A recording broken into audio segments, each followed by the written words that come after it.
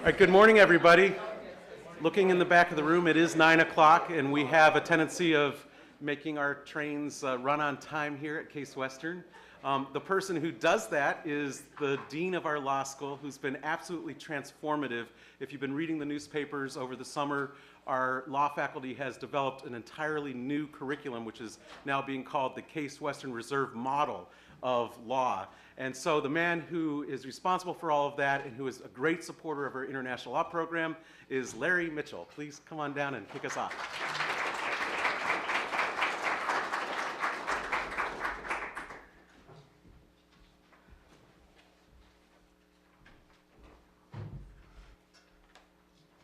Thank you, Michael. I'd say you're entirely too kind, although being known as the guy who makes the trains run on time in some quarters may not qualify you for a lot of applause, but thanks.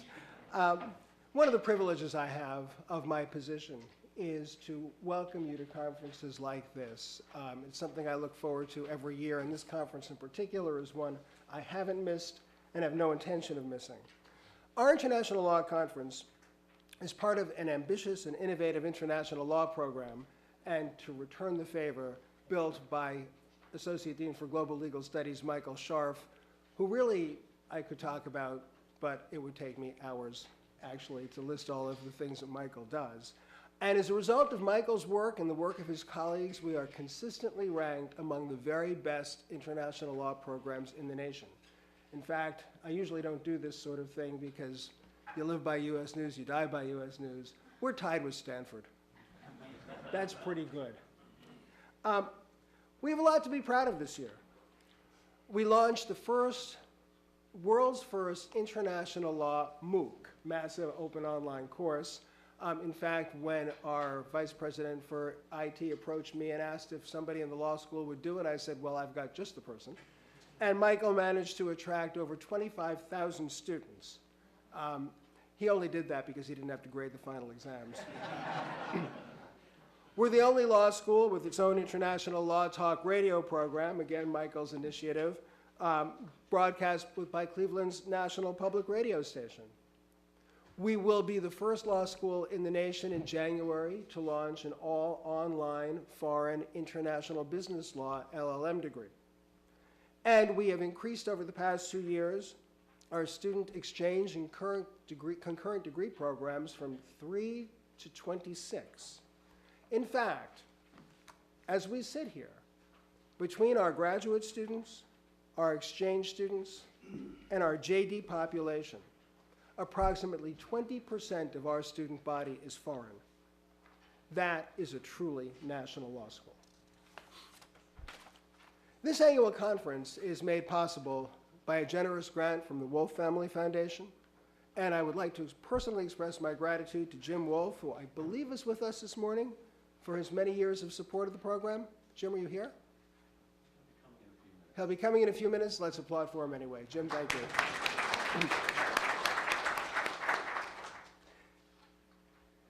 In 1806, Thomas Jefferson signed the Treaty of 1805, which was to put an end, at least for the United States, to the scourge of Barbary pirates who had been plaguing Mediterranean shipping for decades.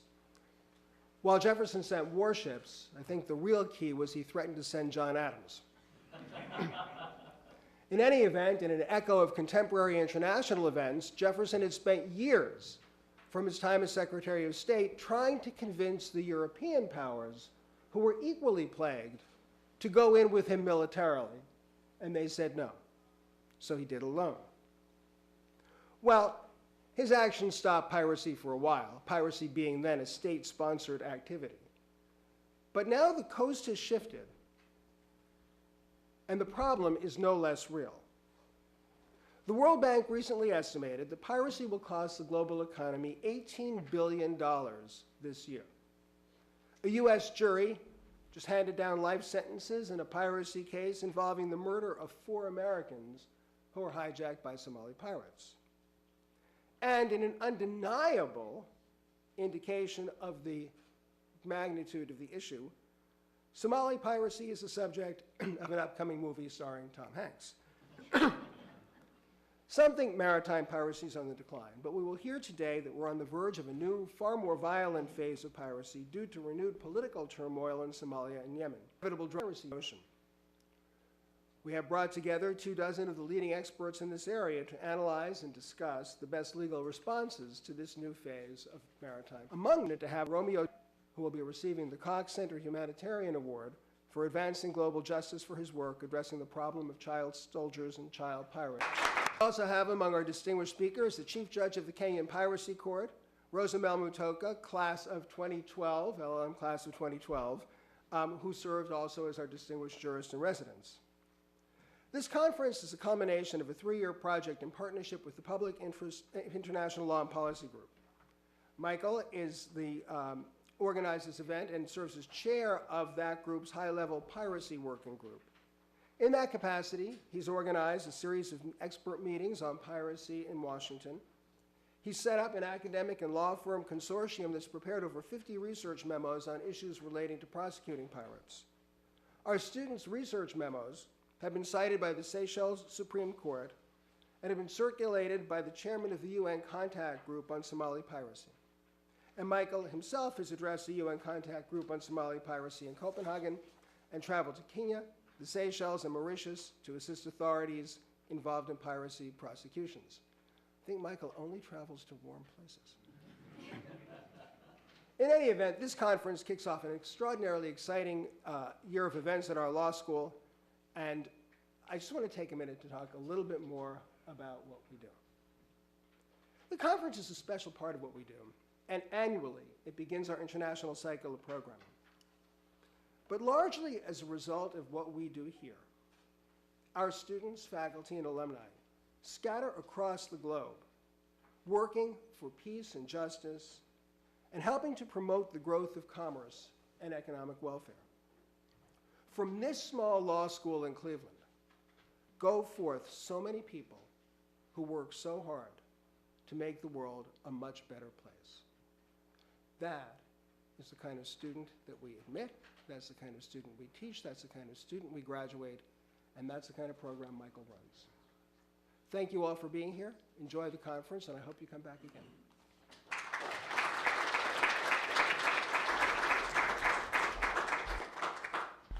Thank you so much, Dean Mitchell, for starting this conference off with such a rousing speech, and we are very excited to get things started. Before we do, let me just tell you a little bit about some of our co-sponsors. We've already heard that this conference was made possible by a generous grant from the Wolf Family Foundation. It's also co-sponsored by our own Frederick K. Cox International Law Center, the American Society of International Law, the Public International Law and Policy Group, the Inamori International Center for Ethics and Excellence, the Cleveland Council on World Affairs, the American branch of the International Law Association, and the International Association of Penal Law, and the International Criminal Law Network. That so many very world-class organizations wanted to be part of this event tells you a little bit about the high quality of the speakers that we've brought in and the discourse that we anticipate. You're in for a very exciting day. You've heard from our dean that piracy is in the news.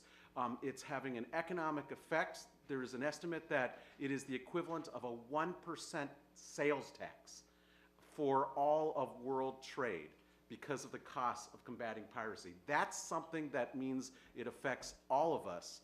And we are excited today to be part of a conference that looks at the end game, the final phase of combating this new version of modern day piracy.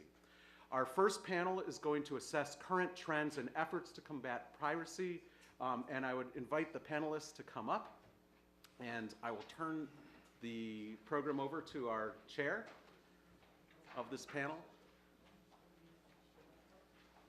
And our chair is Michael Kelly. He's the president of the International Association of Penal Law's American National Section. He's been with us for almost every conference that we've had over the last decade, and we're very pleased to have you back again, Mike.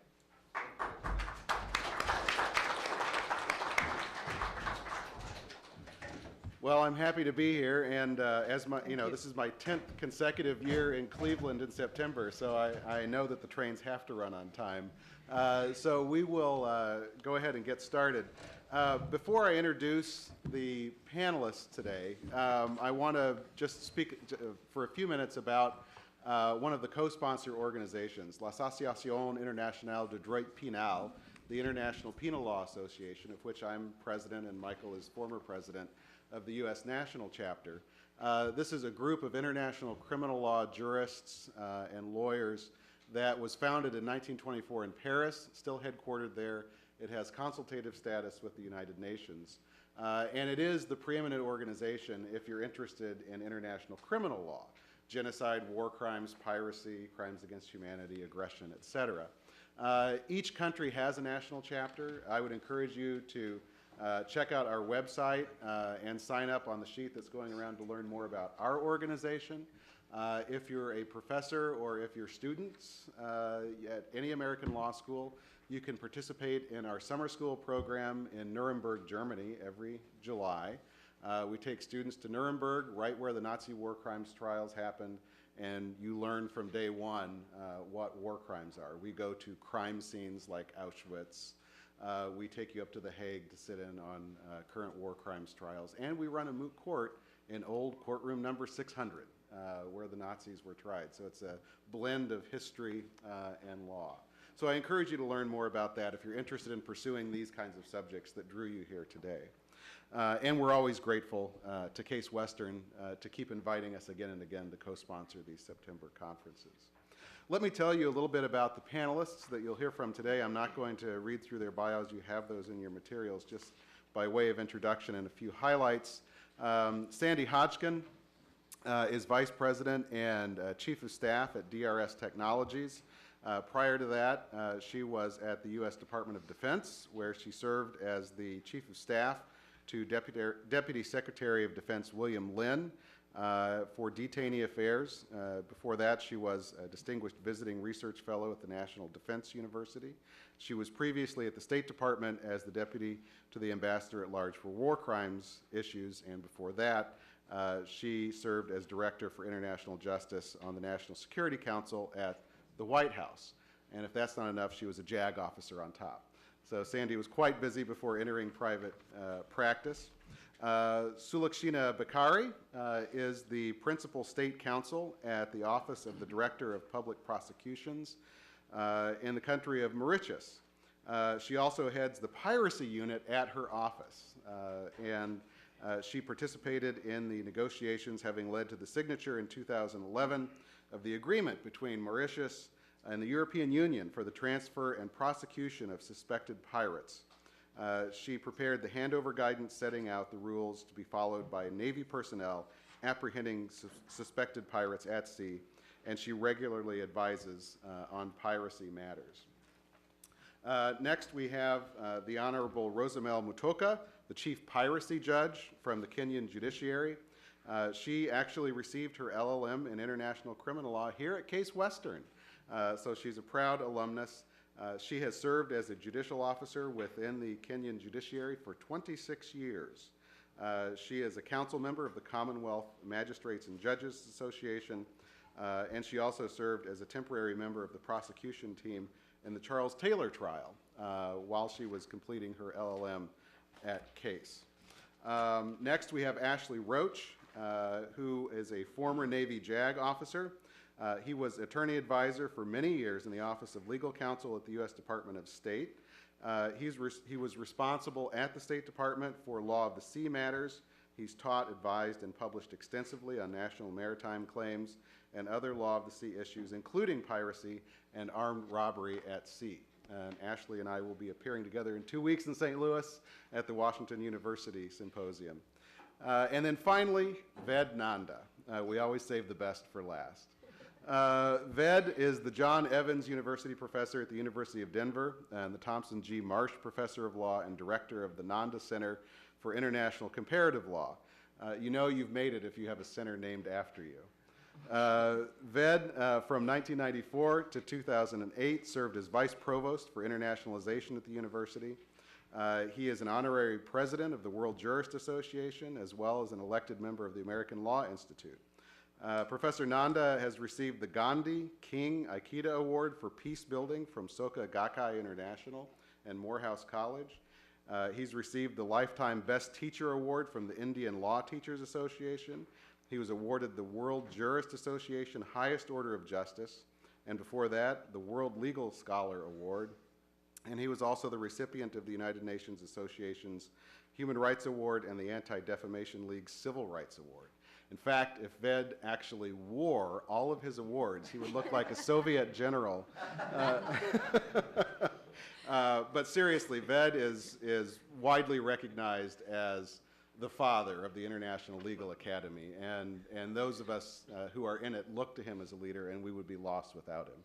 So we're happy to have him here from Denver. Our charge today, leading off this symposium, is to assess the current trends in piracy. But before we get to that in kind of a roundtable way, I want to nail down a little bit about the definition of piracy so that we can have a bit of a framework today for our discussions going forward. Piracy, as you know, is an ancient crime.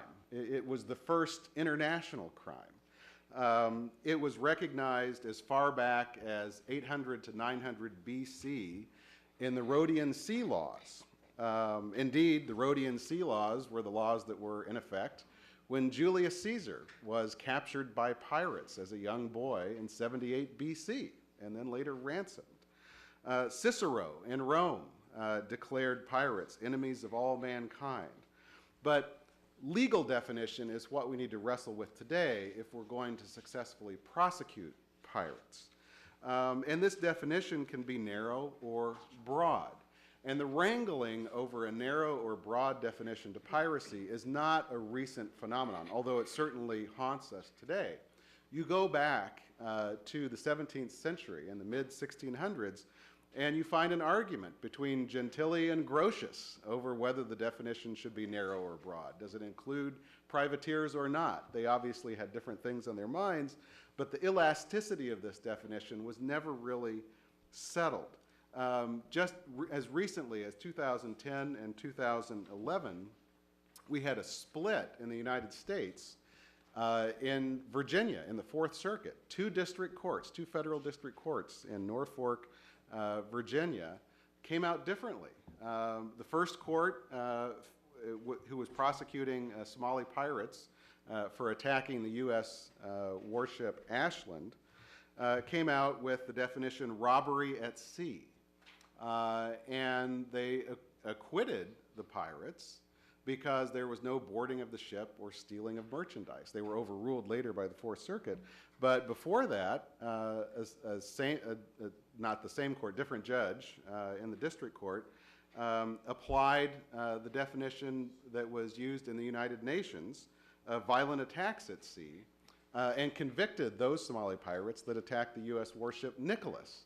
So the Nicholas decision and the Ashland decision were in direct conflict, and it really kind of mirrored the old debate from the 17th century between Gentili and Grotius.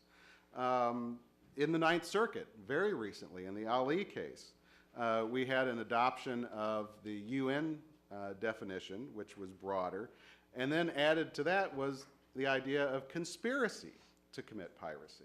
Now, as you know, conspiracy can be a very broad net. And as a policy matter, you kind of have to decide whether you're going to cast this net as broad as conspiracy will allow. In that case, the question was whether the environmental group Sea Shepherd could be considered pirates, right? Because there's a question of violence at sea. So let's talk a little bit about the definition first before we get to current trends, and I'll call on Sandy Hodgson to lead the discussion on that. Good morning. Thank you, and I'm happy to lead this first discussion.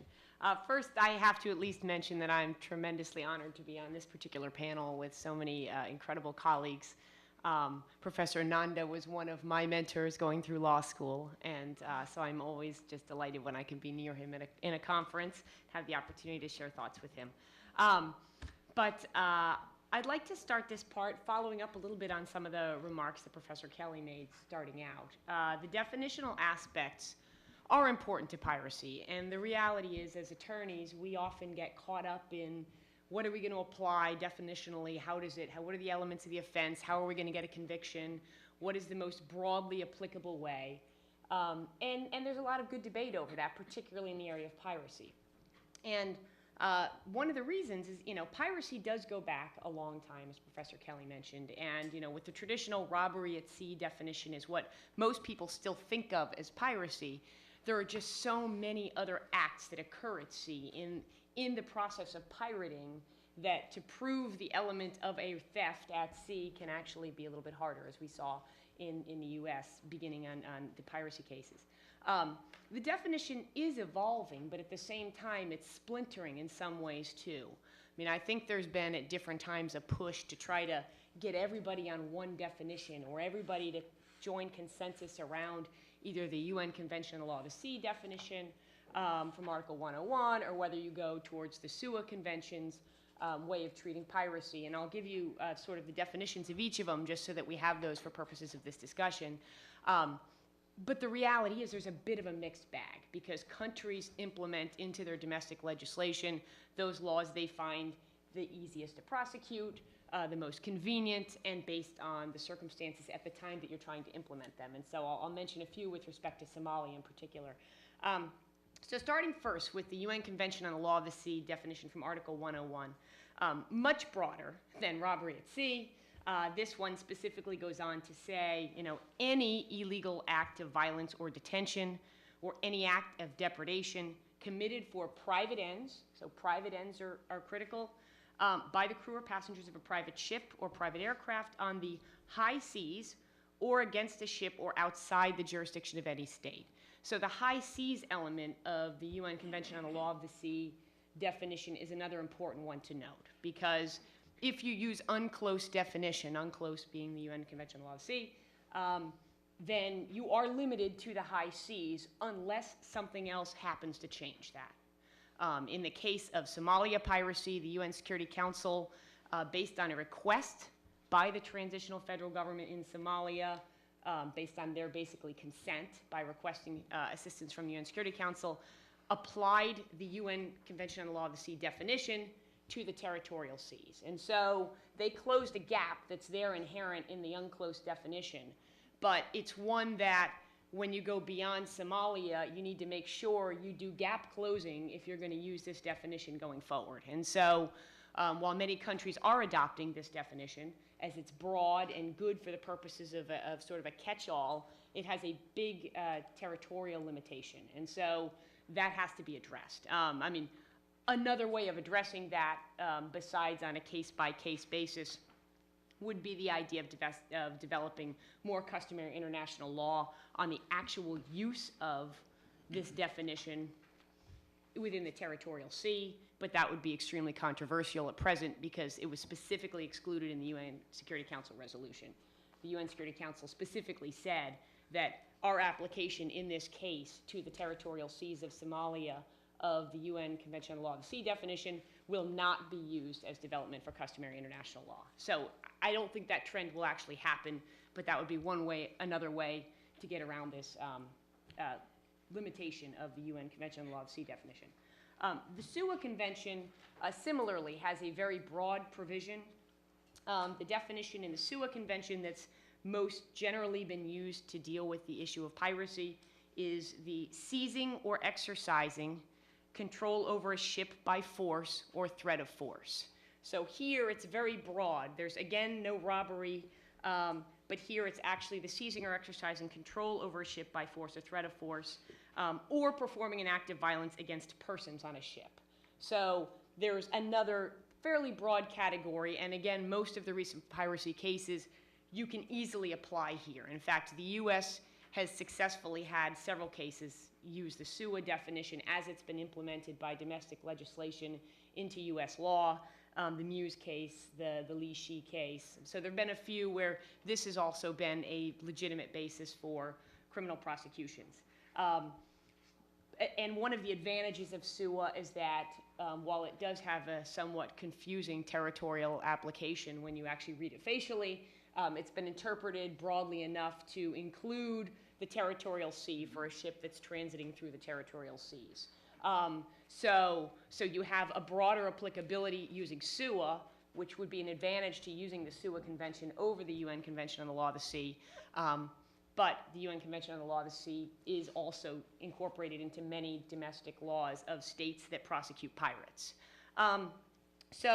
As we move forward and we look to the future of what is the definition that's going to work, when we look beyond Somalia piracy, which when we talk about, you'll hear a lot about the trends and where piracy may be moving, if not Somalia, we need to look closely at the, territorial limitations of the UN Convention on the Law of the Sea definition and/or how to address that, and/or encourage countries to simultaneously make sure they have domestic legislation implementing the SUA Convention, while the UNCLOS may be preferred in some areas. So that's one of these education issues as we do judicial training, as we do training of judges, prosecutors, and investigators for potential piracy cases. And I'll come back on some other comments about prosecutions after we've heard from others on trends. Anyone else want to chime in on the definitional problem of piracy on the panel? Ashley? I just wanted to add that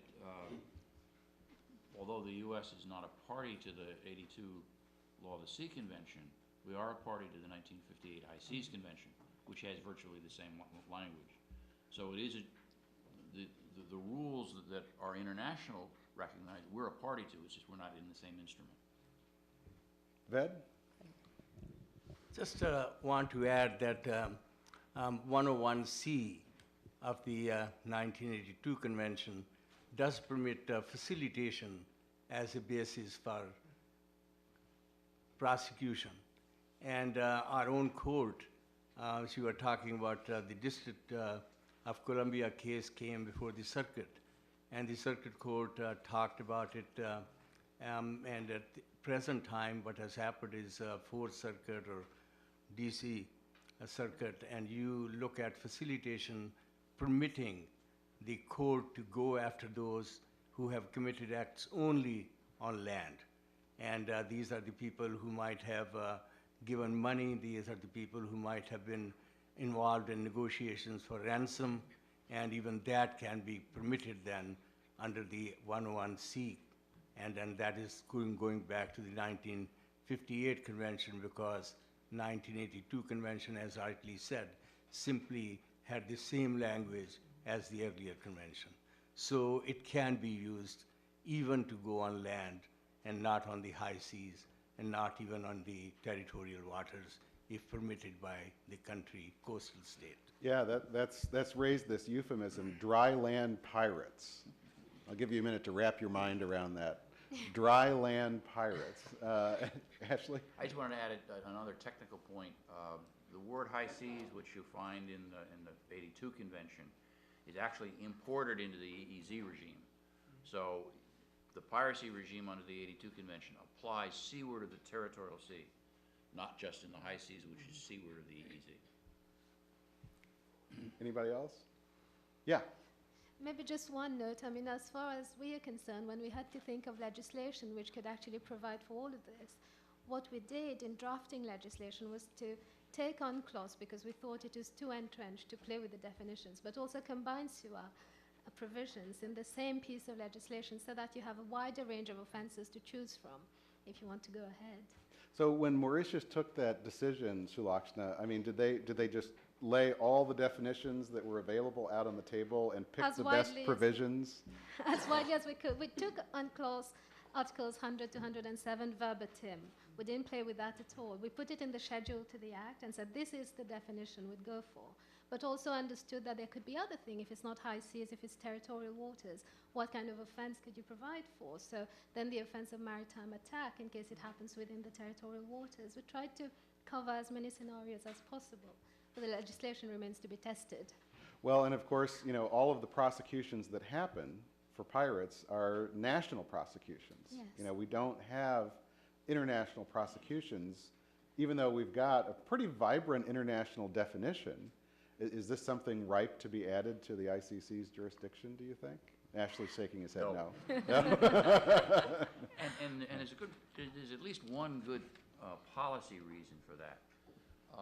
Remember, piracy is ordinary criminal conduct, and that's not really what the ICC was formed for. you're dealing with much more serious kinds of crimes. And it's because of the ICC's sort of track record in terms of time and the number of pirates we're dealing with. I mean, you've got over 1,000 pirates that are already either in prosecution or in jail or awaiting trial. That would be an unbelievably difficult workload for the ICC to take into account. But you know, ICC goes such glacial speed that we should give piracy to them. Well, and of course, the most famous national court recently to prosecute pirates has been Kenya.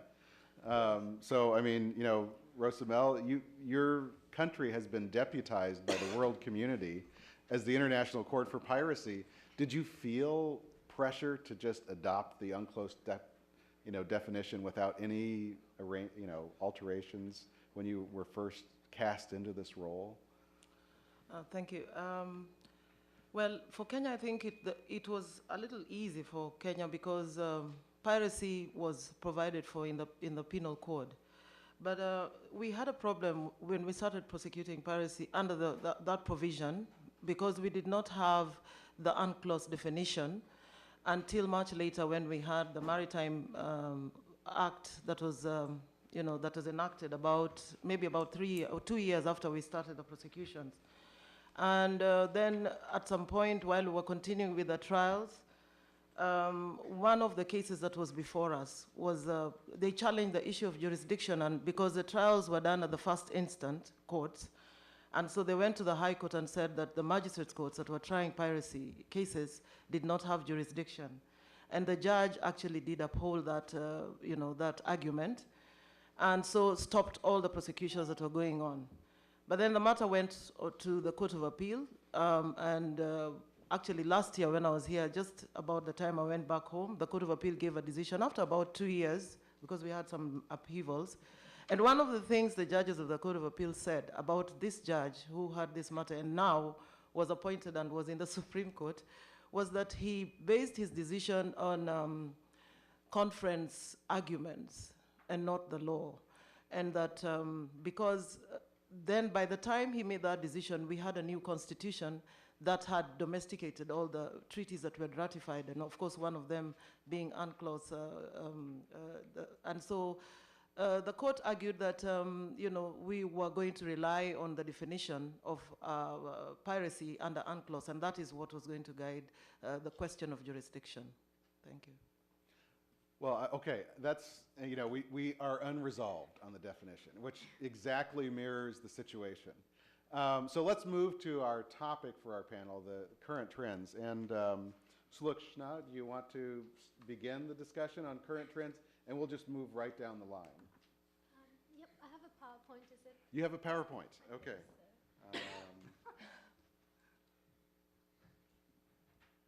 This one? No.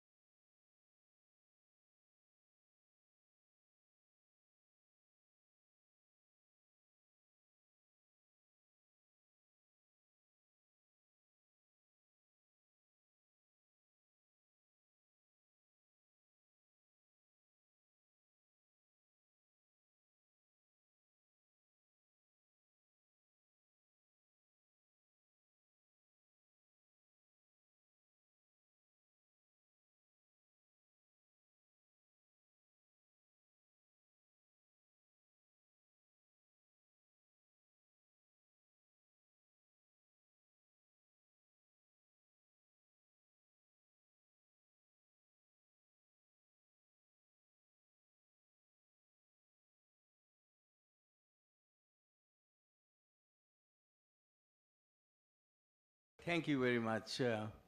Michael, you've been very kind and gracious with the introduction. And Michael, thank you for having me. I've been here before, and you really set a model. First for parties, and second, and second for conference, and both of them are great. And I want to thank you very much. I've been here before, and I've enjoyed it, and it's wonderful hospitality. I think I would suggest that anyone who is going to have a conference talk with Michael and talk with Nancy Pratt and take their advice.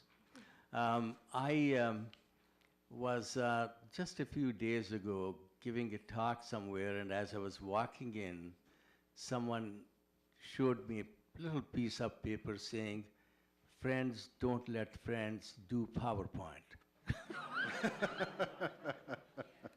So I'll just simply talk.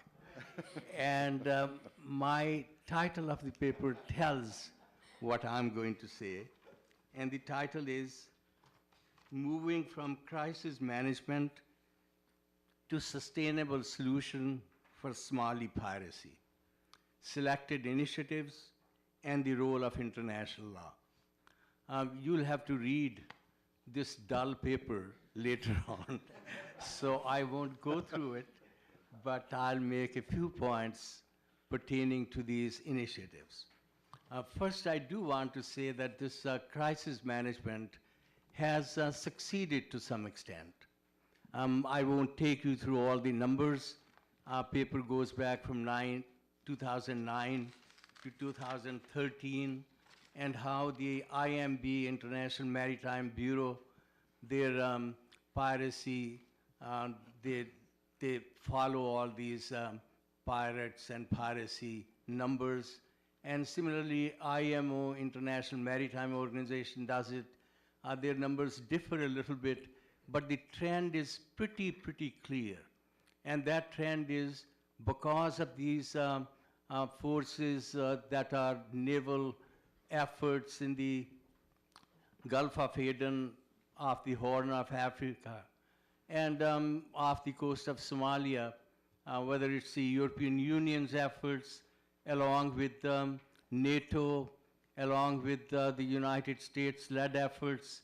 And you find today almost 40 countries involved in these kind of efforts. And combined with all that, today most of these ships, although initially there was a great deal of resistance, but they are having these armed forces on it. And these are people who are contracted, and they are providing a great deal of resistance to pirates, and they are succeeding. But the point simply is that these measures alone are not going to do the trick. And a recent study by the World Bank in March 2013, NATO Secretary General's comments, almost all who have been watching, observing this area, tell us the long-term solution is not going to be simply sustainable, this temporary efforts on our part.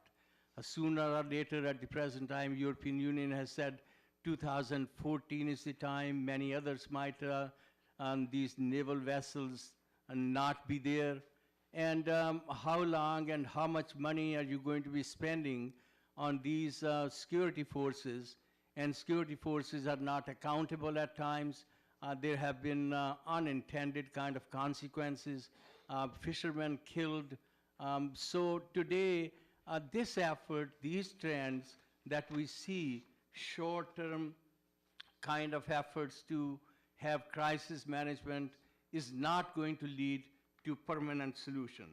And the fact also is that maritime piracy, it continues to be an ongoing threat, obviously, to international navigation, to trade, to maritime and regional security. And this scourge of piracy then is going to demand long-term and persistent efforts to prevent, deter, and combat this ongoing threat.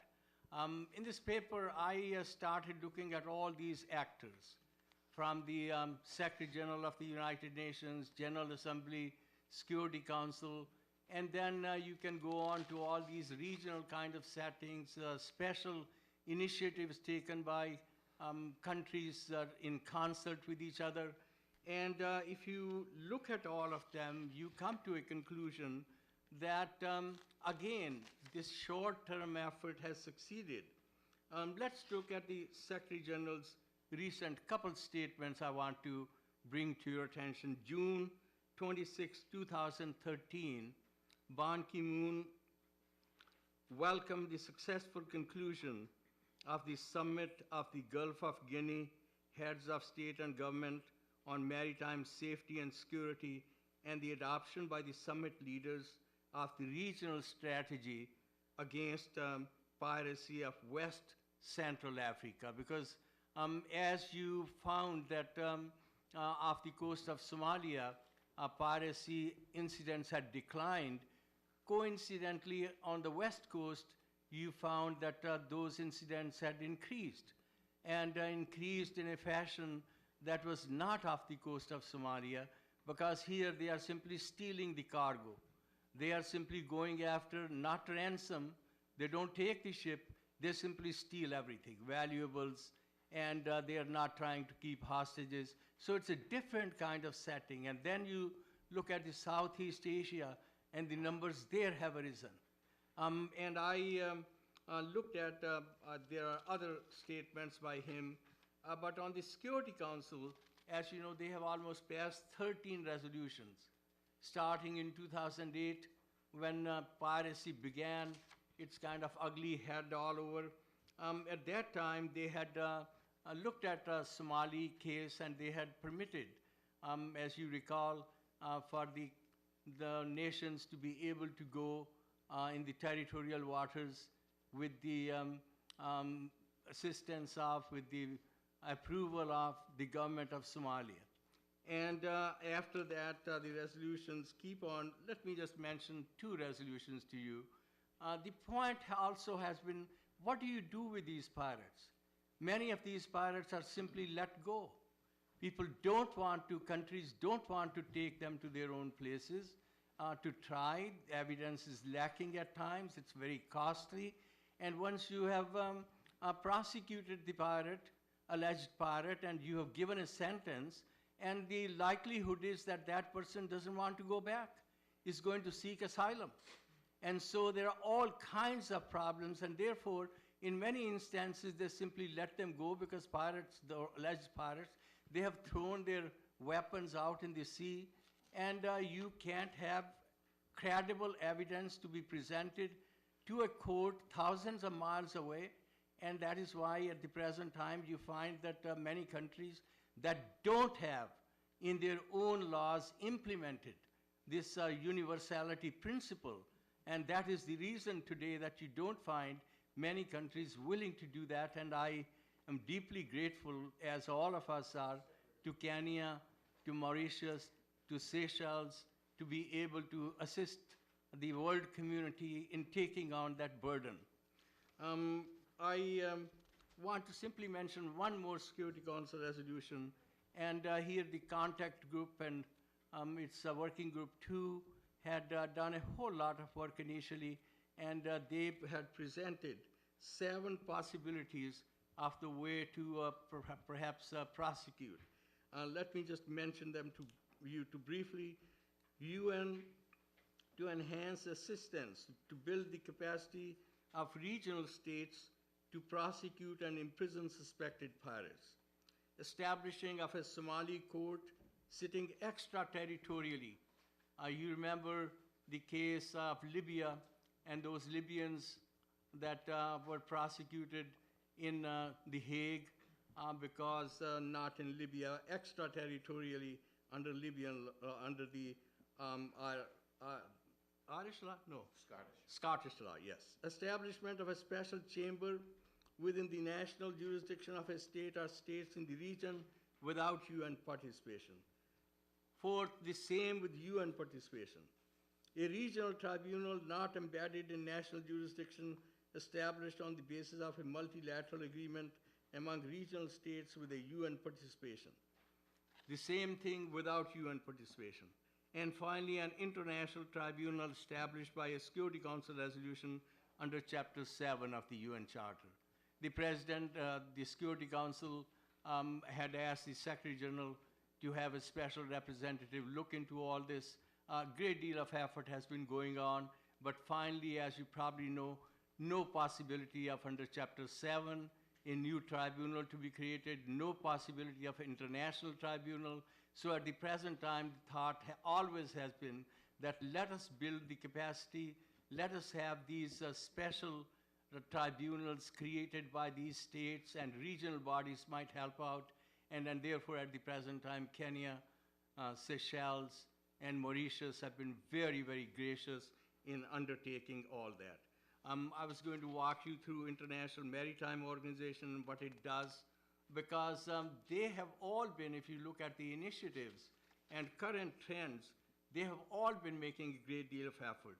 NATO, European Union, I won't take you into any of them, but their working groups, and this is an amazing, amazing setting. Those people who have worked with them tell me, but I haven't gone to any of them. But as I read it, as I hear from people, they tell that this contact group, very informal, but very, very successful, proactively, effectively working, notwithstanding it's being an informal, ad hoc forum.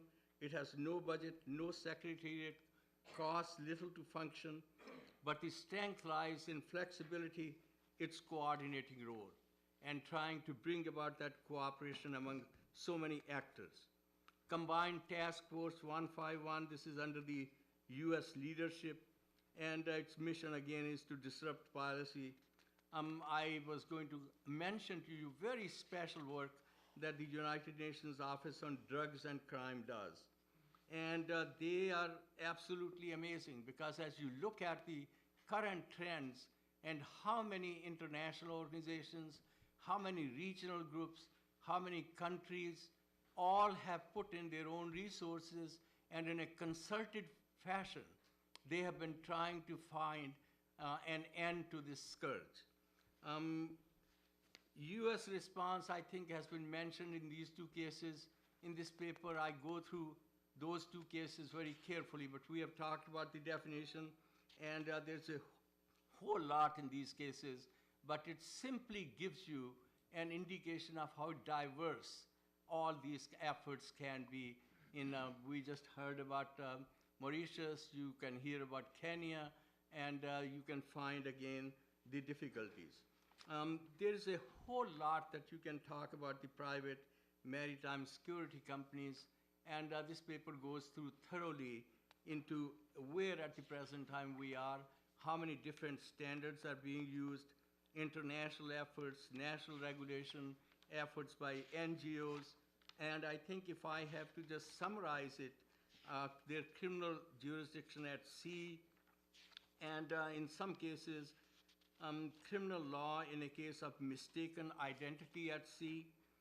And I think if I have got to sum up, I would say that although many have suggested that private maritime security companies exist in a legal of gray area or vacuum, this is not the case as it relates to prosecuting a case of mistaken identity. Many states possess the required jurisdictional, substantive provisions to prosecute such a case, which they may exercise concurrently. Thus, in the situations as they are, any lack of deterrence is not the result of inadequate codified regulation, but rather a lack of incident reporting and law enforcement at sea. There is an issue, a major one, about Somalia to have exclusive economic zone. The Security Council has asked, the Secretary General has asked, and recent attempts have been made in order to see that they have an exclusive economic zone. The difficulty in this is that they have competing, conflicting laws. They had a law that declared that Somalia is going to have 200 miles territorial sea. Now that's not possible, that's not permissible. And then they had another law saying that we have accepted UNCLOS definition. And then later on, again, their utterances have been in conflict. I'm going to do that pretty soon. Let me just complete them. All kinds of difficulties. I told them, the editor told me, he said, they are the enforcers, and they are going to tell you. I said, I'm hard of hearing. Then he said, they'll tell you and you can read it. I said, I don't look at them. I look at the audience. So in any event, I'm going to stop, but let me just finish it by saying one thing, and that is my conclusion. And I do need to make that conclusion in terms of recommendation that there is uncertainty and an important aspect of the transition from crisis management at sea to a sustainable situation on shore is to continue cost-effective suppression at sea while capacity is built within Somalia in that region. At this stage, it appears that private armed security will be a major part of that interim suppression, making the regulatory efforts, particularly improved incident reporting, critical to a sustainable transition. So what major elements are needed for capacity building? I won't go into them, but these twin aims of improving law enforcement capacity, creating economic opportunities along the Somali coast will require a comprehensive strategy that takes into account Somalia's complex politics. And some leaders, financiers of these piracy groups who constitute part of the land-based criminal network reside outside Somalia. Hence, to disrupt these pirate money flows, they need to be apprehended, they need to be prosecuted, their operations must be shut down. And for this to happen, let me just simply say at the end that to work with the FBI, Europol, Interpol, international community must make an effort to shut down these networks. And therefore, I know that there are many of my colleagues who don't like 101C to be applied in facilitation and going on land, and they obviously point you to many risks involved in it, but I personally feel that that's very important that we do as a policy matter, and I want to thank you for your kind attention.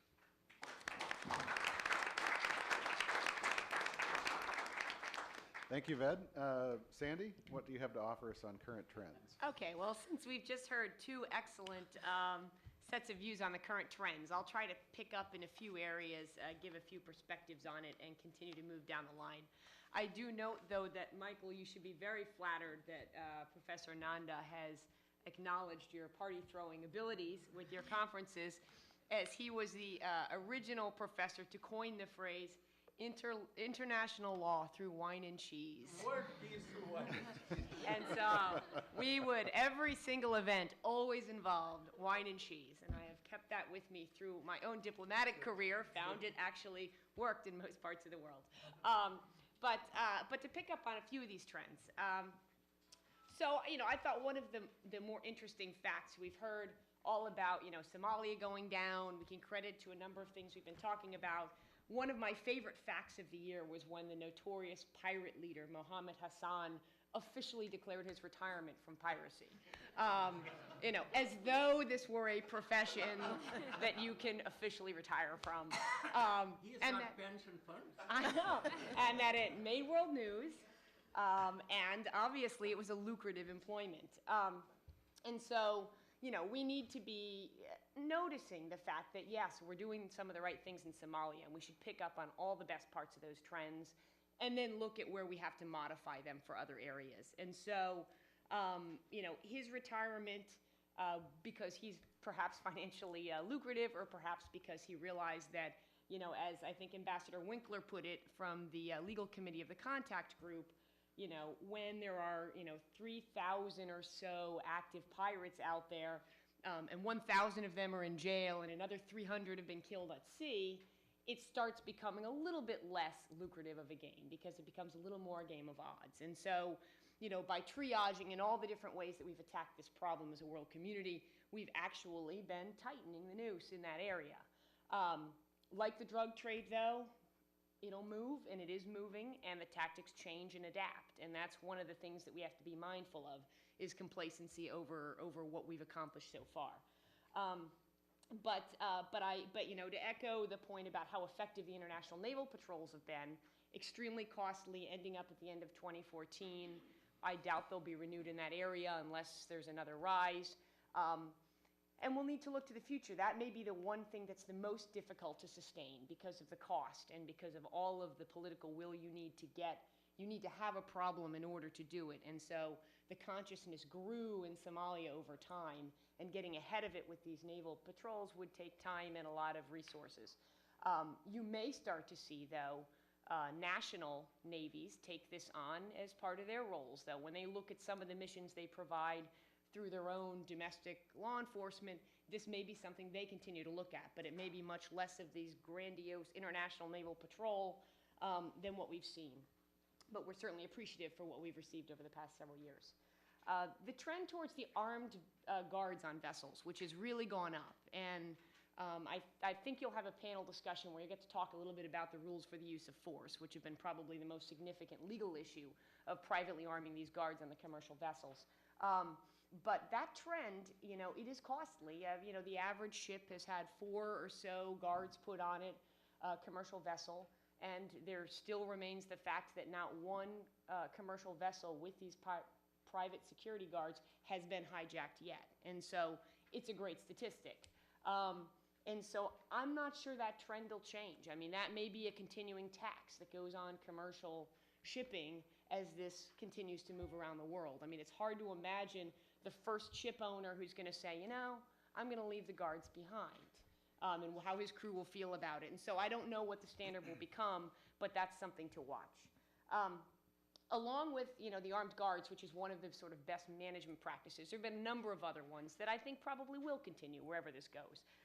Sort of the higher training of the crew, moving through at faster speeds. One of the problems was that they had been slowing down the ships going through certain areas, and now they're speeding up, higher cruising speeds, positioning lookouts, rerouting in certain cases. I mean, all of those practices that have been developed within the shipping industry probably won't be abandoned, and they'll probably migrate as the piracy issue migrates.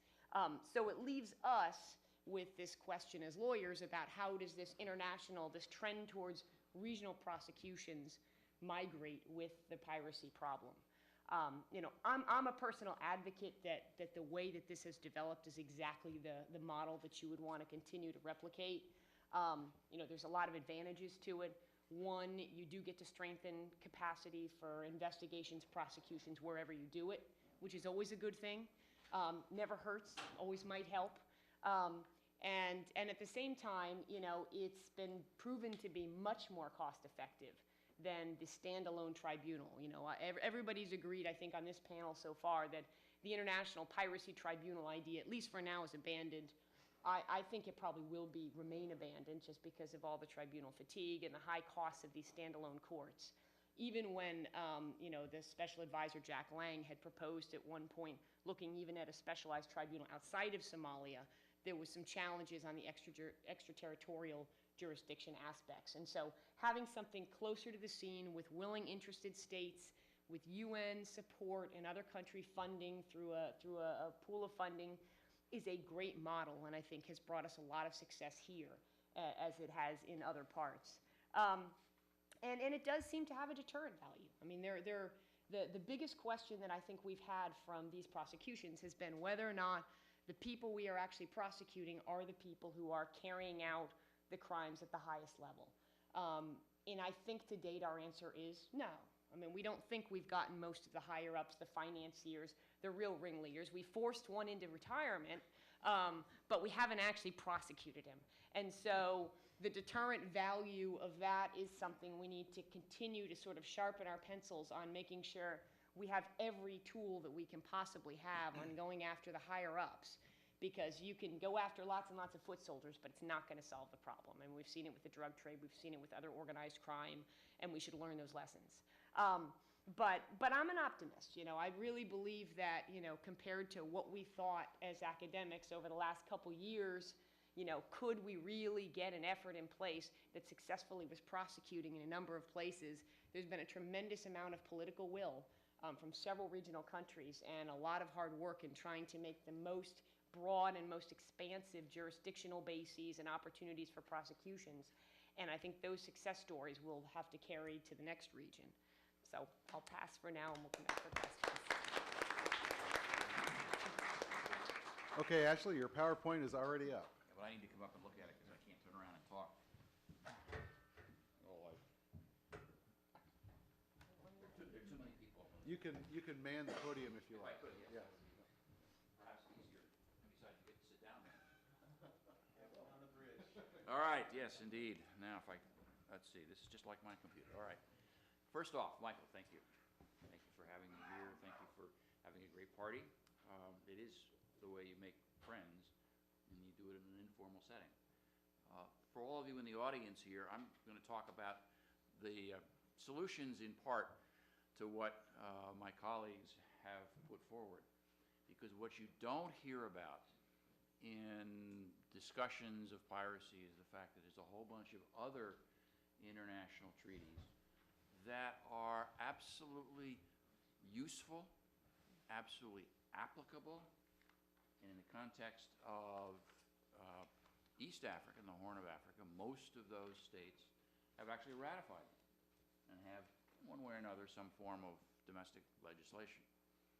And I'll go through three of them in this in a few minutes. The paper's much longer, and hopefully you'll get a chance to read it in due course.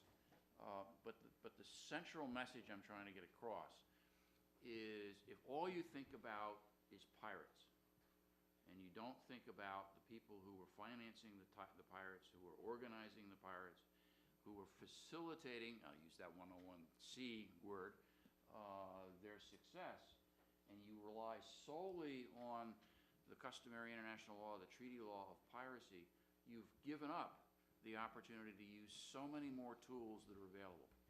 All right, now you know what I'm going to talk about. Here's the outline. I'm going to focus on hostage taking. We haven't heard much about that yet.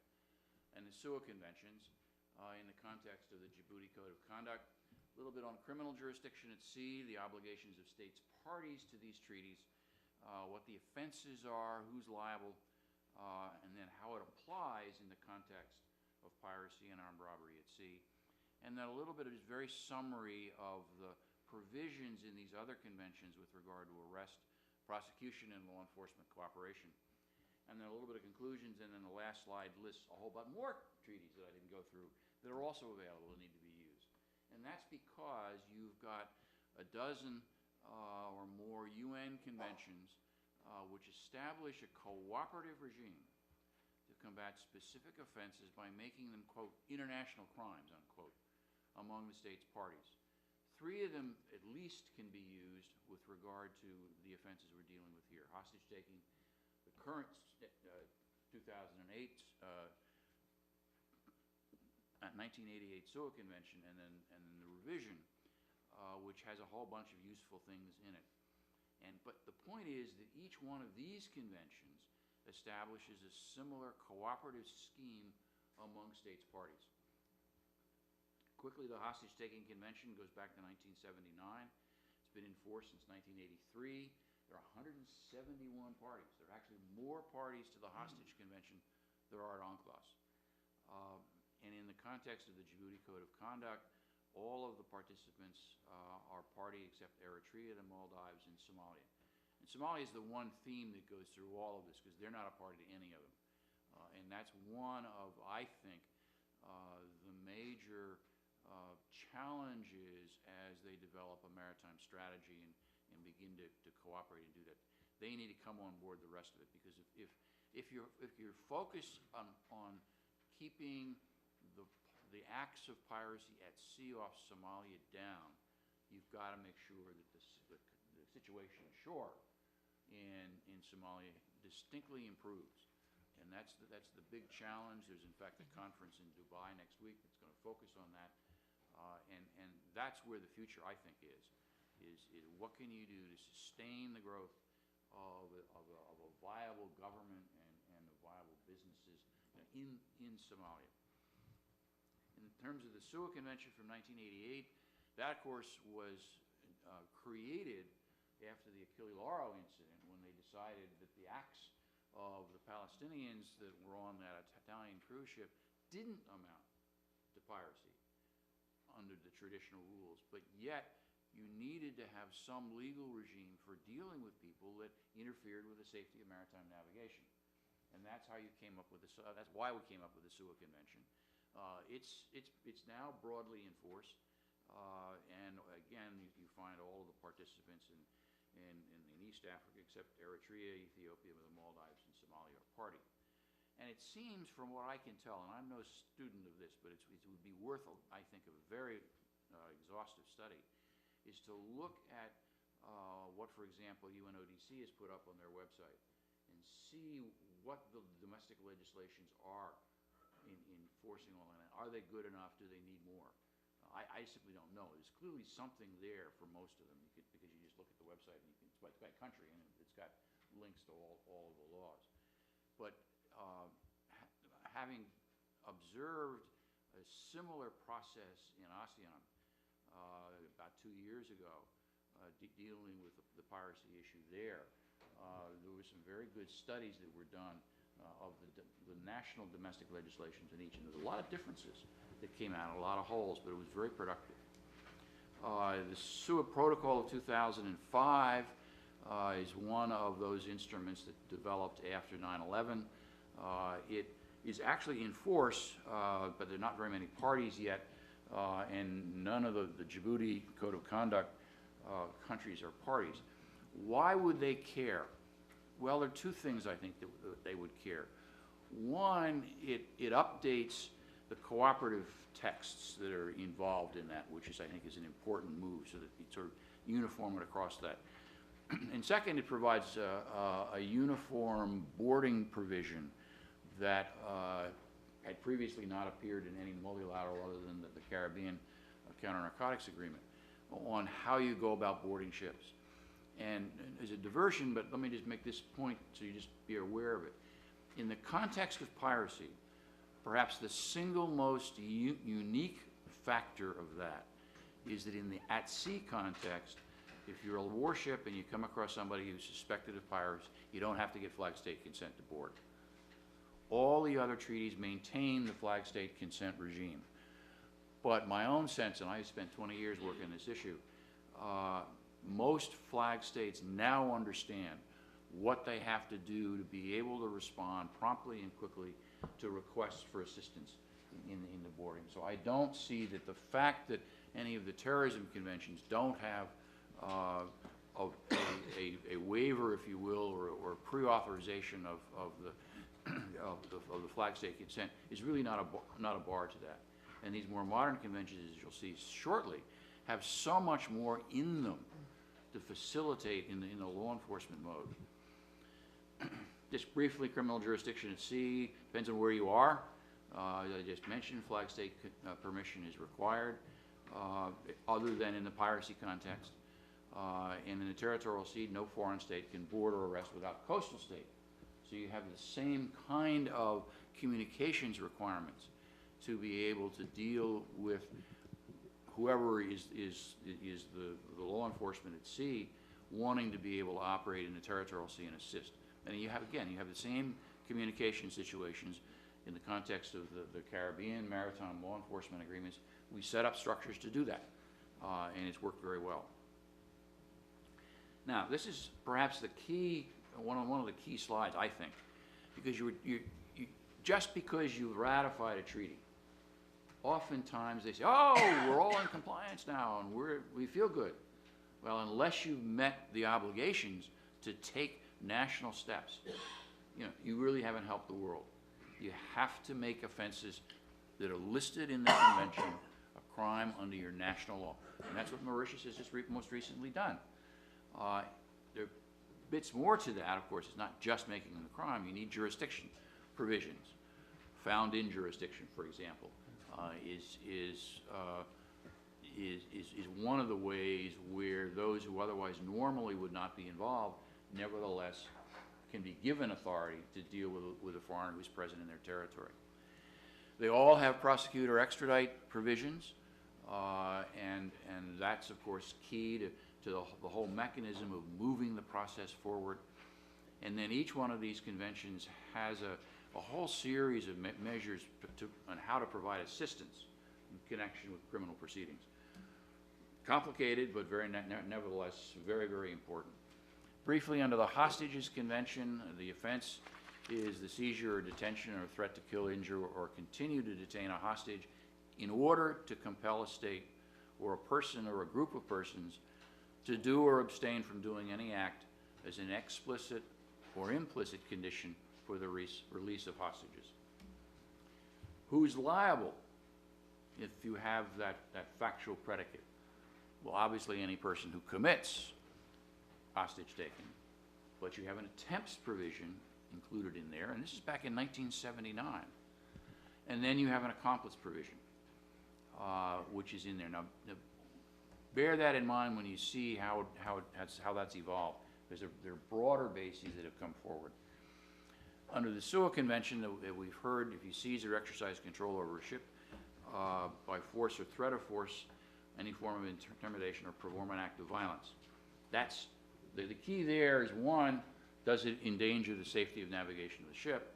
And two is the territorial provision that you mentioned with regard to navigating internationally is basically the simplest way to describe that. Under the SUA Protocol of 2005, they've added a whole bunch of new offenses, primarily post-9/11 driven. The use of weapons of mass destruction, the transport of WMD, but more importantly for what we're talking about here, accomplice provisions, aiding and abetting, which are not in the 88 SUA Convention. So you're bringing forward to older treaties the modern concepts of international criminal cooperation. Liability, and you see it here. Obviously you commit or attempt to commit, or you participate as an accomplice. You've seen those before. But then you've got explicit statements. Organize or direct others. Now these are the big guys. Or contribute to the commission offense by a group with a common purpose. So again, you've expressly expanded the group of individuals who are criminally liable under these treaties. As I told you, that the shipboarding hasn't really changed. In the context of Somali piracy, it seems to me that it's perfectly acceptable if the prosecutors wish to do that and there's adequate domestic legislation to go with it, that you can apply to the Somali piracy business model, if I can use that in quotation marks. Clearly, the Hostage Convention applies because that's their business model. They want money for ransom. And so you've also got a SUA 88 offense because all of these vessels are, one, in international navigation, and two, the ship has been seized by force. So you've got, it seems to me at least, clear violations of both the Hostages Convention and the 88 SUA Convention, assuming from a national prosecution point of view, you've got adequate domestic criminal law to carry out your international legal obligations to make them crime. Now, just quickly to go over the other items in terms of arrest and prosecution, we've already described about what those rules are, but you've got found in and you've got prosecutor extradite. You have the master in the SUA Convention and the things which he can do, and in the Kenya context, Kenya is a party to the 88 SUA and the 79 Hostages Convention. So they have an international law obligation to do what they have been doing. As you heard, there were some difficulties with regard to the domestic legislation and how it was interpreted. But that's where it's important to understand that there's an international legal framework that will help very much. But you can't get to first base unless you can hit the ball, and you can't hit the ball if you don't have the domestic legislation to deal with that. Same thing here with that. Just briefly on law enforcement cooperation, there are provisions on extradition, mutual legal assistance, both in those three conventions. So it seems to me, in conclusion, the hostage-taking convention and the SUA conventions, in fact, do fill many of the limitations that people have identified in the international legal framework of the law of the sea. And as you've heard us say many times, and we'll probably hear for the rest of the day, if the states in the region ratify and effectively implement these treaties and others, you have so many more tools for the toolbox to deal with that. And then just to mention, because I didn't have time to do it, there are these other conventions which also are helpful in particular piracy context, and particularly the first three. The first three are most important for dealing with the guys who are making the money, the pirates ashore. And there's just now, I think, beginning to be a focus on that. And we'll hear from our Interpol colleague later, where I think he's going to give us a whole lot more understanding of how we're going after the financing side of the house. And that's it. Thank you very much.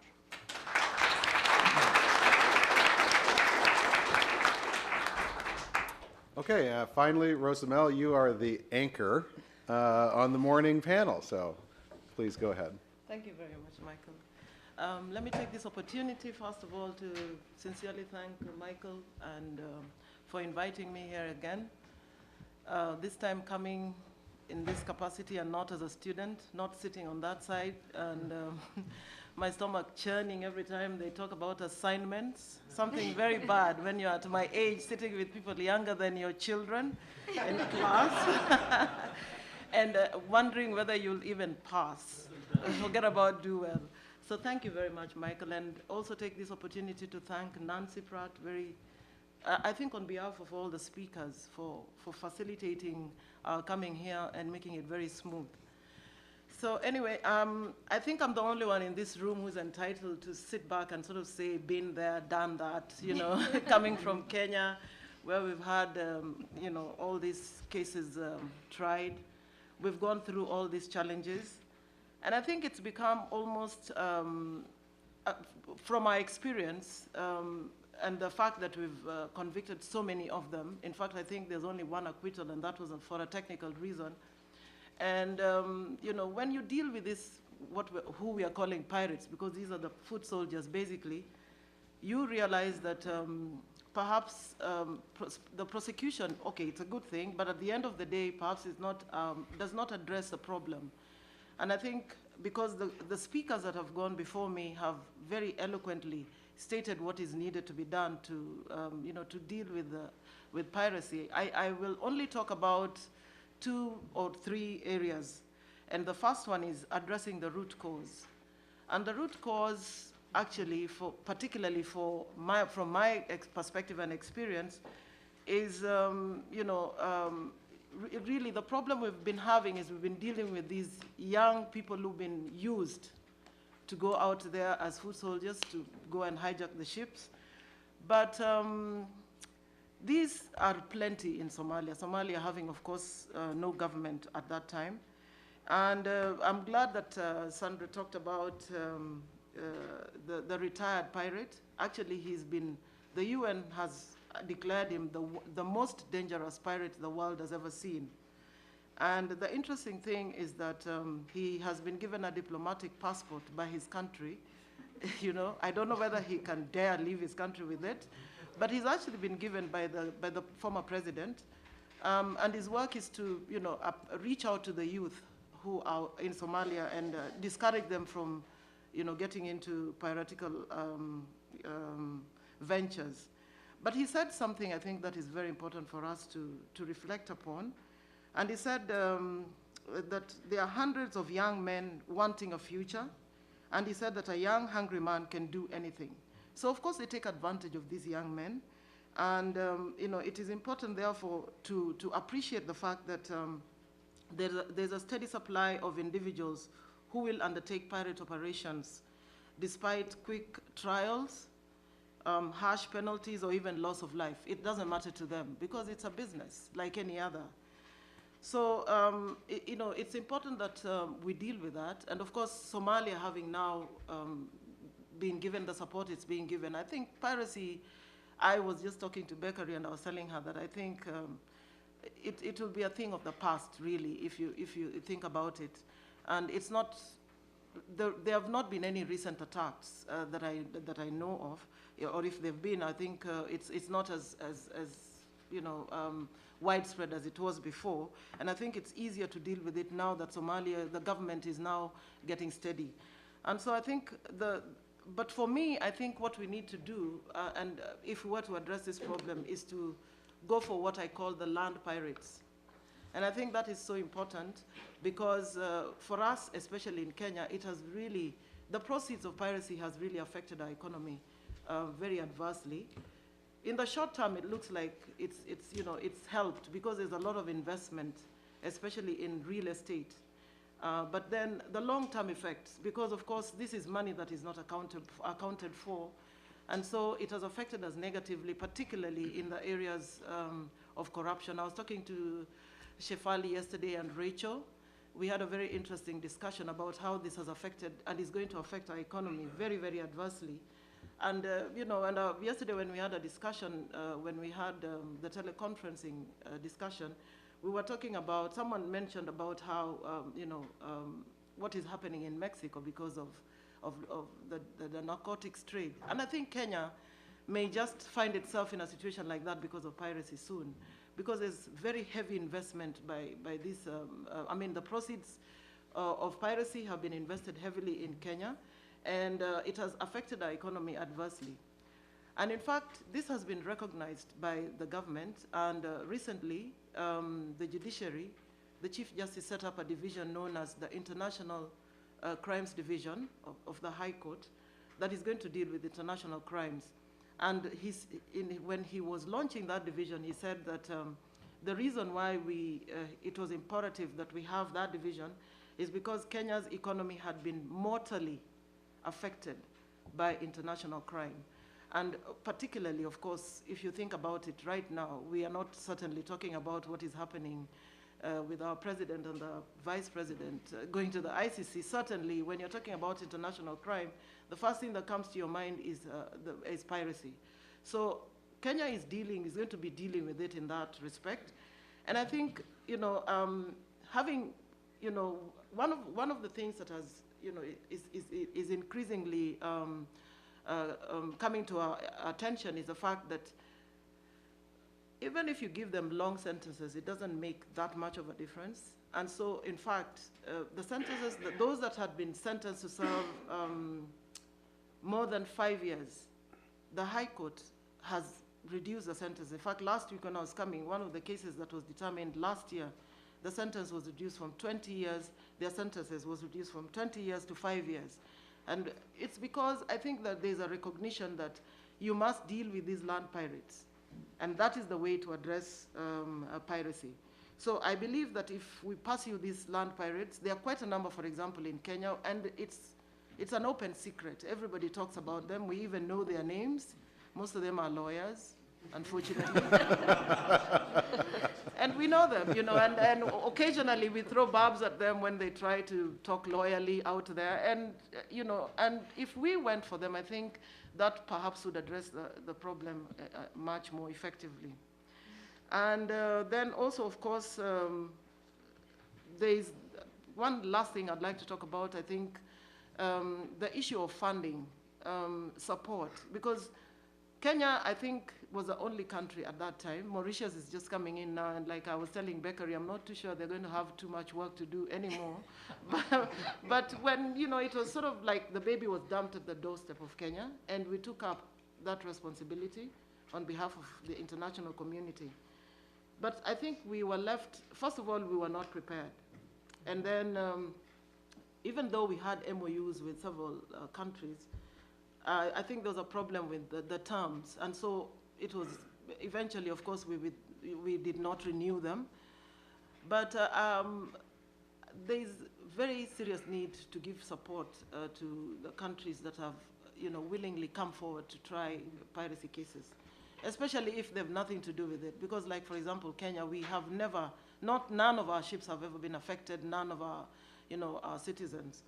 But one of the biggest problems we've had is that because of lack of serious support, especially financial support, we've not been able to, to deal effectively and treat these pirates as we should, especially since they've committed international crimes.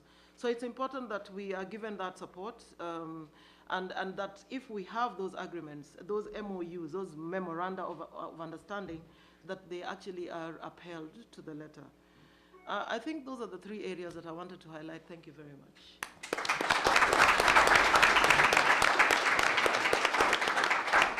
Well, I was just handed a note from our conference organizer that one of the panelists on the next panel couldn't make it. I don't know if they've been abducted by pirates. And so 15 minutes has been added back into our panel so we have time for audience questions. So I'd direct you to either microphone, and I'd encourage you to come with your questions. This is an incredible panel with a national court judge, a national prosecutor, a former state attorney, a former Defense Department attorney, and the dean of the International Academy. So please come take advantage of this. Come down to the microphone if you have a question, and we'll proceed to Q&A. Well, for recording purposes, everything's being recorded, and there's another room where people are watching.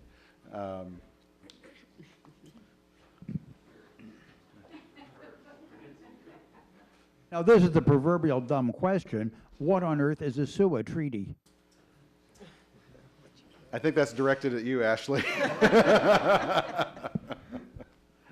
The SUA Convention is the acronym for Suppression of Unlawful Acts Against the Safety of Maritime Navigation. First negotiated and opened in 1988 in Rome, after, as I said, the Achille Lauro incident, and then revised at the IMO in 2005. Sorry for talking in acronyms. And the convention initially was, as you know, just against terrorism, because that is the Achille Lauro issue, but then obviously its provisions can be very, very aptly applicable to the piracy issue. And that's an important point that Ved has made, because all of the treaties that I made reference to, including this one, are not necessarily usefully, but are nevertheless characterized as being sort of the UN terrorism conventions. The interesting thing is that in all of them, there's no terrorist motive required for the crime to be committed. There are some mens rea issues associated with certain acts, but there's no terrorist motive in them. So it tends to make it much more difficult when you're talking. It's sort of like, what are we talking about when we're talking about piracy? What are you talking about when you're talking about the terrorism conventions? You're not talking about terrorism per se. You're talking about acts which have facilitated the kinds of, or committed the kinds of acts which we now label as terrorism. Okay, next question. Mark. I have a question that I'd like to tie the conversation on piracy to some broader developments in international criminal law. I find very interesting this model that all of you have spoken of national courts developing expertise in prosecuting terrorism, and the development of that expertise has been bolstered by international support. Yeah, for piracy, I'm sorry, wrong word. What I'm interested in is your thoughts on whether you could see that model working for other international crimes. That's why I guess I was thinking of terrorism, but also international crimes that are, for example, within the framework of the Rome Statute as a competing model to the ICC. So I'll go first, but I'm sure everybody wants to jump in. I would say yes. I mean, it doesn't necessarily need to compete, but the point is there is only limited resources with the Rome Statute, and so anything that's complementary to the international justice regime we should welcome. And frankly, the regional courts have been less politicized in some ways, the way that they have been implemented here. I mean, granted, war crimes may be generally a more political type of crime than piracy, so it's a little apples and oranges, but this model of helping strengthen local capacity has really proven to be much more cost-effective, much quicker. I mean, the amount and the level of justice we were more able to easily facilitate in the Seychelles and now Mauritius and in Kenya with support and advisors who can quickly deploy and help, review statutes quickly, do some quick training, is a lot faster than this model of, first standalone ad hoc tribunals, which take a long time, and even some of the hurdles that we've seen with court cases trying to get to the ICC. So I wouldn't say that, you know, you're necessarily competing, but while there's a complementarity principle in the Rome Statute that certainly has always afforded domestic courts the ability to act first, not as a last resort, but as a first resort, this helps complement the ability of domestic states to take on the crimes that occur in their territory. And for the areas, the crimes that occur within their regions, this would only complement that even further. So I've been more of a fan of that concept.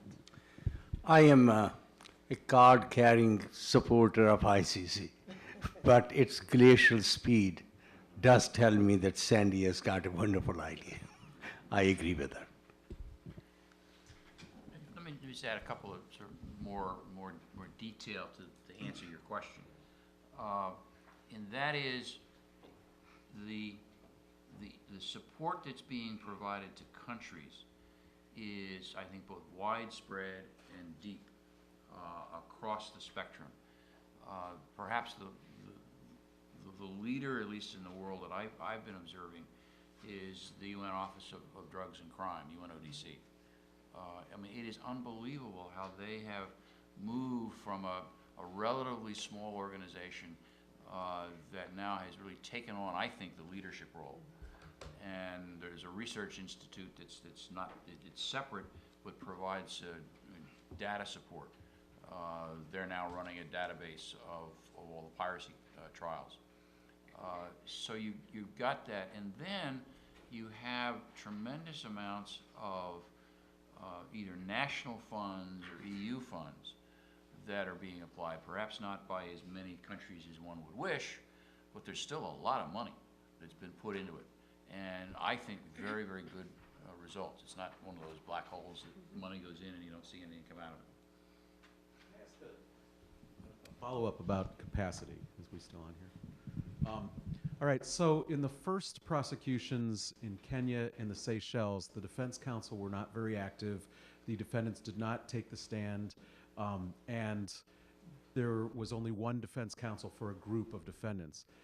Now, in Mauritius, I understand things have changed. You have a dozen defense counsel for a dozen defendants, and they're pretty sophisticated members of the bar.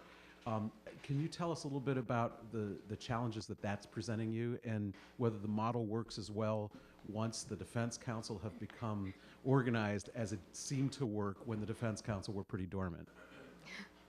I mean, I wouldn't go as far as saying they've been dormant, really, but they've been pretty well behaved, from what I understand from the Seychelles prosecutors. And there have been cases where the prosecution side thought, oh, you could take so many points, but they were not taken. So it's all, to date, it's all gone pretty well, I think, in the Seychelles at least. But for us, it started quite, I mean, everyone seems to be very keen, very excited, and the court found it important to give 12 counsel to 12 suspects, and that is bringing in lots of challenges because they all have their own way of looking at things, a series of motions one after the other. That's presenting a challenge which I think Seychelles hasn't had, luckily, so far. So I'm not sure how it's going to evolve. But the court is very keen on making sure that the case is completed within a reasonable time. And what a reasonable time is going to be with 12 counsel involved, we're going to have to see.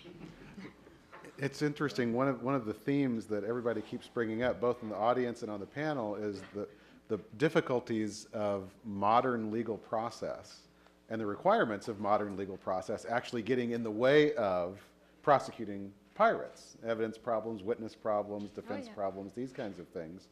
And of course, 300 years ago, you would be tried on the ship that seized you, where all of the evidence was and all of the witnesses were present, and then you'd be hung by the yardarms. And you know, there was no incarceration. So there's got to be something in between those two extremes. What it is, I don't know. We do have a student question over here. This is mostly directed toward Ms. Hodgkinson, but anybody in the panel, about shipboard practice with deterring pirates. You mentioned about the increased use of armed guards and armed personnel on the ships. There was actually a student note that was published in the journal last year which advocated for that, but noted a significant problem that not only does the IMO deter this on the grounds that it's gun running, but also that certain states, it's a capital offense. And she gave an example. It was either Indonesia or Malaysia where there was a ship captain. It was a private yacht, but he was held in detention for 6 weeks on suspicion that it could be gun running, which would have been a capital offense. Do you know if there's been any effort to try to alter this situation, given the sort of whether or not it's coincidence leads to causation and correlation, that increased armed guards would yield fewer attacks? There has been a competing debate about this in a number of countries, including our own, about whether or not having armed guards on board escalates the level of violence very quickly. And many will argue that it does. I'm not sure the practice we've seen in the piracy case has demonstrated that it does, in fact. In these cases, none of the ships have been hijacked yet, though. So, we do have a little bit to learn on this. And this has gone back and forth in our Congress. It's gone back and forth in the legislative branches of the countries that are facing this as a problem, as one of the competing concerns. And ultimately, the political powers in each area comes up with what they believe is the best case for them as far as domestic legislation. But it has become increasingly a practice by ships. And so I would say the trend is moving away from the old fear of this in favor of now having these armed guards, but with much better practices. And so the rules for the use of force have been clarified through working groups and trying to find ways to minimize an escalation of force and make sure that self-defense is only used any kind of physical force in the case of a real self-defense emergency. And so with better rules and better practices, I think we'll get more and more away from this old concern. And I mean, frankly, that's one of the issues. What are the rules of engagement? As Sandy said, these are coming into focus, but still, I mean, you could, if your armed guards are paid for and provided by your insurance company, they could be applying the Lloyd's of London rules of engagement. Or if it's from a private security firm that's hired by the captain, it could be the Blackwater rules of engagement. Right. And so these could vary. They could be more aggressive or less aggressive. Ashley, I think you wanted to chime in. Well, I wanted to put it on sort of a note of caution, in the sense that focusing on use of force issues in the context of counter-piracy, it's interesting. It makes lawyers happy because it's a lot of good work. But the most important thing that we all should be aware of is that the industry has created a series of what's called best management practices. BMP is the acronym for it. It's in the 4th edition now. And my understanding of the situation is no ship which has complied with BMP 4 without guards has been pirated. And there are many more ships that are following the BMP rule that are having either government guards on or private security guards. So I think it's important to keep this in perspective, because really the private armed security guards is a potential issue of liability in terms of where they are now. And that's what's being worked out. And it's worth a lot, the attention is being paid. But in my own judgment, and I'm on the outside looking in, I think the focus ought to be making sure that BMP is followed, and to the extent that you can make it even mandatory in one way or another, that's the way to go, because it's the ship owners and the ship masters who are the first lines of defense. And if it's known and you behave in such a way, the pirates can't get near you, so you don't need to worry about them. We have a question up here in the back. Yeah, I have a question about what kinds of concerns, trepidation, or objections have been expressed by sovereignties whose coastal waters are being infringed on when jurisdiction is transferred to someplace else, and who's listening to those concerns?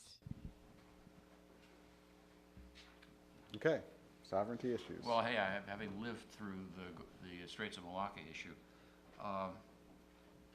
people may recall that there was a period of time in the, I guess, middle 1990s when the then commander of the U.S. 7th Fleet was testifying before the House Armed Services Committee with a suggestion that the U.S. Navy would be in a position to assist the other countries in dealing with then a rising piracy problem in the Straits of Malacca and Singapore.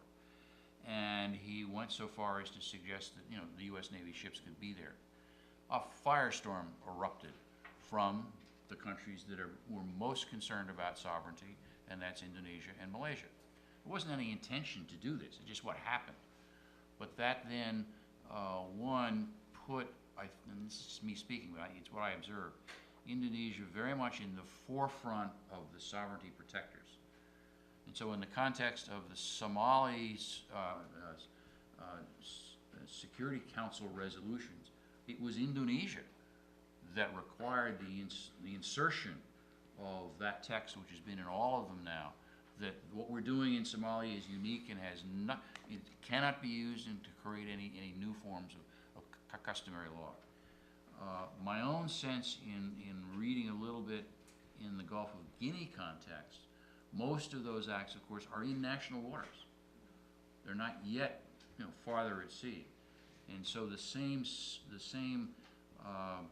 sovereignty concerns are in play there as still remain in the Straits of Malacca, which leads me to a very short point that there are not all of the lessons learned in the Somali context will transfer to the Gulf of Guinea.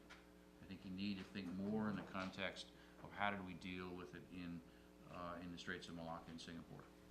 Just briefly, that regional attempts in order to find a smooth sailing in this area is probably the best solution, and they are doing it. Yes, that's right. Okay, we have time for one more question. Yeah. I think, Mr. Roche, you mentioned that it was important not to go after only the pirates, but also the financial backers and the facilitators. Is it easy to identify who those people are, and do we fully understand their motives behind it? On the latter part, I don't know the answer, whether we fully understand, other than that of greed. That seems to be a common theme in that regard. I do know that a number of them are well known. Certainly the ones in Kenya are, they're obvious. They're the ones driving around Mercedes and living in these 20-room large new homes. It's clear that they've got ill-gotten gains. Our Interpol guy is going to talk some more about that, because it's not just identifying them, but dealing with it. And that's, we're still in the process of sorting that out, I think. But I think I would caution it that don't go after everyone who has a mansion. Except in Kenya. Please join me in thanking our panel. Okay.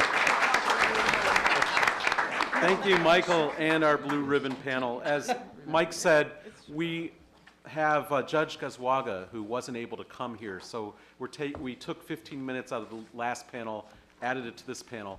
We're going to have a break from now to about 10 after, and then we'll start our next panel. Before we take our break, I have one other announcement. Dean Mitchell mentioned that this conference would not have been possible but for a very generous contribution from one of the foundations in the Cleveland area. And a leader who is the head of that foundation is Jim Wolf, and he's now joined us, and I just want to have some recognition for Jim Wolf.